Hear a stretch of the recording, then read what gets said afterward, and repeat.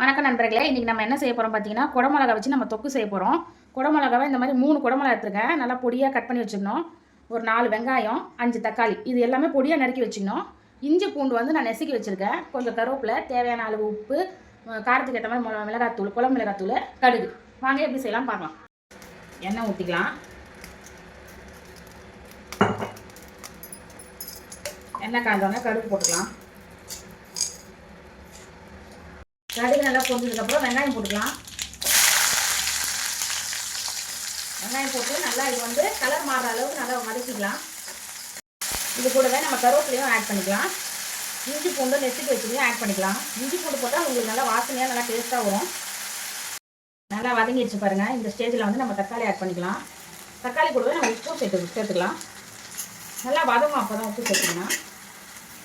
நல்லா கலரி விட்டுட்டு நல்லா வந்து தக்காளி வந்து மசிகிற மாதிரி நல்லா வதங்கணும்.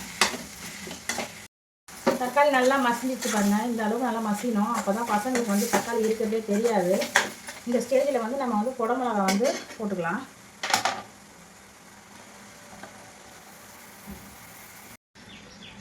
நல்லா வந்து இப்போ கலரி விட்டுட்டு இது வேகிற வரைக்கும் நம்ம மூடி விட்டுடலாம். ஒரு 5 நிமிஷம் இருந்தால் போதும். இந்த மாதிரி சின்ன சின்னதாக நீங்கள் போடும்போது பசங்களுக்கு வந்து குடமிளகா வந்து எடுத்து வைக்கணும்னு தோணாது. என் பசங்க குடமிளகாவே சாப்பிட மாட்டாங்க. பெருசு பெருசாக இருந்தால் சாப்பிட மாட்டாங்க. இந்த மாதிரி சின்ன சின்னதாக போட்டு தொக்கு கூட்டு அதெல்லாம் செஞ்சு நான் கொடுத்துருவேன், சாப்பிட்ருவாங்க. இப்போ இது வந்து வெந்ததுக்கப்புறமா நம்ம எப்படி இருக்குன்னு பார்ப்போம். 5 நிமிஷம் ஆயிடுச்சு பாருங்க. தண்ணியே நான் ஆட் பண்ணல. இதில் தண்ணி ஊற்றாமே தண்ணியெலாம் இதில் வந்து வந்துருக்கு பாருங்கள். அது நல்லா வெந்துடுச்சு. இந்த ஸ்டேஜில் தான் நான் வந்து குழம்பு மிளகாத்தூள் போடுவேன். அதை ஆட் பண்ணிக்கலாம்.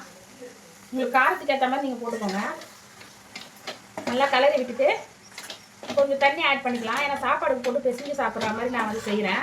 இல்லை அப்படியே நீங்கள் கூட எதுனா சப்பாத்தி தோசைக்கெல்லாம் தொட்டுக்கலாம். பாருங்கள், இந்த மாதிரி கலரி விட்டுட்டேன். இப்போ வந்து நான் வந்து சாப்பாடுக்கு போட்டு பிசைஞ்சு சாப்பிட்றதுக்கு ஏற்ற மாதிரி நான் வந்து தண்ணி ஆட் பண்ணிக்கிறேன்.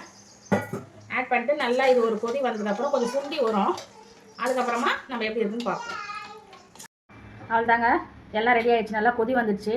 நல்ல திக்னஸ் வந்துடுச்சு குடமிளகா தொக்கு. நான் தண்ணி கொஞ்சம் ஆட் பண்ணி சாப்பாட்டில் போட்டு பிசைஞ்சு சாப்பிட்ற மாதிரி நான் வந்து செஞ்சுருக்கேன்.